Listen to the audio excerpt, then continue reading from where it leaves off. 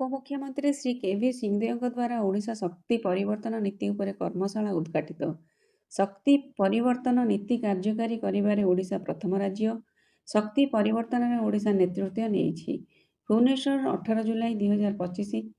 ଭୁବନେଶ୍ୱର ମେଫେୟାରରେ ଓଡ଼ିଶା ଶକ୍ତି ପରିବର୍ତ୍ତନ ନୀତି ଉପରେ ଏକ କର୍ମଶାଳା ଅନୁଷ୍ଠିତ ହୋଇଥିଲା, ଯେଉଁଥିରେ ସରକାରଙ୍କ ବିଭିନ୍ନ ବିଭାଗ, ଶିଳ୍ପ ଏବଂ ଆନ୍ତର୍ଜାତୀୟ ଆର୍ଥିକ ପ୍ରତିଷ୍ଠାନର ବିଶିଷ୍ଟ ବ୍ୟକ୍ତିବିଶେଷମାନେ ଏକାଠି ହୋଇଥିଲେ। ଏହି କର୍ମଶାଳା ଏକ ସ୍ଥାୟୀ, କମ୍ କାର୍ବନ ଭବିଷ୍ୟତ ପ୍ରତି ଓଡ଼ିଶାର ପ୍ରତିବଦ୍ଧତାକୁ ସୁନିଶ୍ଚିତ କରିଛି। ଏହି କର୍ମଶାଳାକୁ ମାନ୍ୟବର ଉପମୁଖ୍ୟମନ୍ତ୍ରୀ ତଥା କୃଷି ଓ କୃଷକ ସଶସ୍ତ୍ରୀକରଣ ଏବଂ ଶକ୍ତି ମନ୍ତ୍ରୀ ଶ୍ରୀ କନକବର୍ଦ୍ଧନ ସିଂହଦେଓ ଉଦ୍ଘାଟନ କରିଥିଲେ।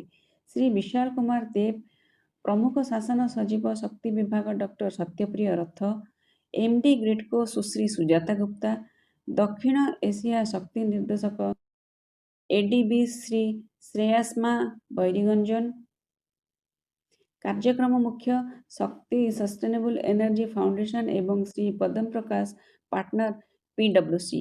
ଉପମୁଖ୍ୟମନ୍ତ୍ରୀ ଶ୍ରୀ ସିଂହଦେଓ କହିଥିଲେ ଯେ ଜାତୀୟ ଶକ୍ତି ପରିବର୍ତ୍ତନରେ ଓଡ଼ିଶା ନେତୃତ୍ୱ ନେଇଛି। ଶକ୍ତି ପରିବର୍ତ୍ତନ ନୀତି ଆପଣେଇବାରେ ଓଡ଼ିଶା ପ୍ରଥମ ରାଜ୍ୟ ଅଟେ। ଏହି ନୀତି ଏକ ରଣନୈତିକ ରୋଡମ୍ୟାପ ଅଟେ, ଯାହା ନବସୃଜନ ଓ ପ୍ରଗତିକୁ ଆଗେଇ ନେବା ପାଇଁ ଡିଜାଇନ କରାଯାଇଛି। ଶକ୍ତି ବିଭାଗର ପ୍ରମୁଖ ସଚିବ ଶ୍ରୀ ବିଶାଳ କୁମାର ଦେବ କହିଲେ ଯେ ଓଡ଼ିଶା ଶକ୍ତି ପରିବର୍ତ୍ତନ ନୀତିର ଡ୍ରାଫ୍ଟ ଏକ ଭବିଷ୍ୟତମୁଖୀ ଢାଞ୍ଚା, ଯାହା ନବୀକରଣୀୟ ଶକ୍ତି, ଶକ୍ତି ଦକ୍ଷତା ଏବଂ ସବୁଜ ନିଯୁକ୍ତିକୁ ସମନ୍ୱିତ କରିଥାଏ। ଡକ୍ଟର ସତ୍ୟପ୍ରିୟ ରଥ, ଗ୍ରିଡ୍କୋ ପରିଚାଳନା ନିର୍ଦ୍ଦେଶକ, ଶକ୍ତି ପରିବର୍ତ୍ତନରେ ଗ୍ରିଡ୍କୋର କେନ୍ଦ୍ରୀୟ ଭୂମିକା ଉପରେ ଆଲୋକପାତ କରିଥିଲେ। ଏଡିବିର ଆଞ୍ଚଳିକ ନିର୍ଦ୍ଦେଶକ ଶ୍ରୀମତୀ ସୁଜାତା ଗୁପ୍ତା ଓଡ଼ିଶାର ଦୃଷ୍ଟିକୋଣ ପ୍ରତି ଦୃଢ଼ ସମର୍ଥନ ପ୍ରକାଶ କରିଥିଲେ। ଏଡିବି ବିଭିନ୍ନ ଦେଶରେ ବିଭିନ୍ନ ଶକ୍ତି ପରିବର୍ତ୍ତନ ପଦକ୍ଷେପକୁ ସମର୍ଥନ କରିଛି ଏବଂ ଓଡ଼ିଶାକୁ ସମାନ ସମର୍ଥନ ଦେବାକୁ ଆଗ୍ରହୀ ବୋଲି ମତବ୍ୟକ୍ତ କରିଥିଲେ। ଶକ୍ତି ସଷ୍ଟେନେବଲ ଏନର୍ଜି ଫାଉଣ୍ଡେସନର କାର୍ଯ୍ୟକ୍ରମ ମୁଖ୍ୟ ଶ୍ରୀ ବୈରିଗଞ୍ଜନ ଓଡ଼ିଶାର ସକ୍ରିୟ ଆଭିମୁଖ୍ୟକୁ ପ୍ରଶଂସା କରିଥିଲେ। ପିଡବ୍ଲ୍ୟୁସିର ପାର୍ଟନର ଶ୍ରୀ ପଦମ ପ୍ରକାଶ ତଥ୍ୟ ଚାଳିତ ଯୋଜନାର ଗୁରୁତ୍ୱ ଉପରେ ଗୁରୁତ୍ୱାରୋପ କରିଥିଲେ।